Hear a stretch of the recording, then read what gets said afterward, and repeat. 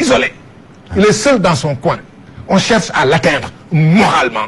C'est pour sa sécurité. Même pour sa sécurité. Il appartient à l'administration pénitentiaire de veiller à sa sécurité. Il n'est pas...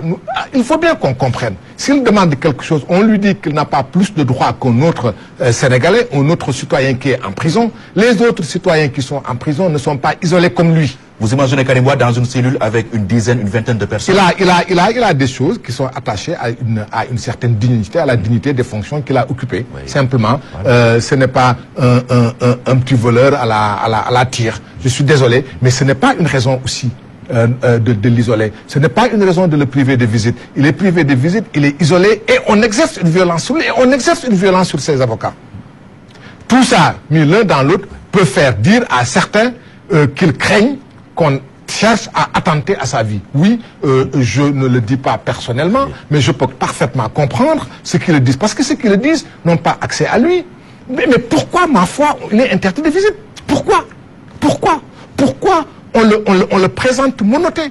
Pourquoi on le frappe et on le blesse? Pourquoi? Pour quelle raison? Qu'est-ce qui peut expliquer tout ça? Il faut bien qu'on nous explique. Il n'y a pas de raison particulière de le frapper.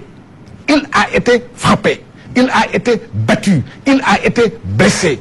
Mais au-delà de tout cela, Karim Wade a été ministre d'État dans ce pays. Respectons un peu cette fonction-là. Même si ça ne crée pas un privilège, la République n'a pas le droit de se comporter ainsi avec ses serviteurs. Et il a été un digne et loyal serviteur de notre République. Il ne mérite pas ça, ma foi. Oui. Qu'est-ce que c'est que ça? Est-ce que cela lui donne le droit d'être un prisonnier de luxe? On ne lui demande pas, il n'a demandé aucun luxe. J'ai été prisonnier. J'ai fait un mois de prison en 1988. Abdoulaye Wade a été prisonnier. Il a fait des mois de prison. D'autres ont été des prisonniers. Mais tout de même, il y a un minimum de respect que l'on doit à la dignité humaine.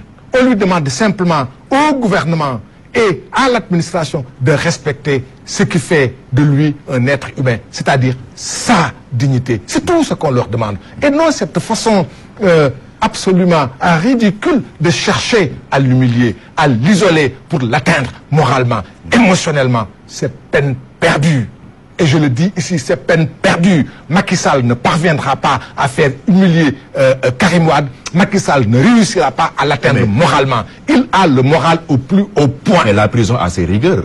Oui. On ne gère pas quelqu'un comme s'il était dans un hôtel 5 étoiles. Il n'est pas dans un hôtel 5 étoiles, mais on n'a pas le droit de porter atteinte à la dignité des gens en cherchant à les humilier. Que gagne Macky Sall en humiliant Karim Wade?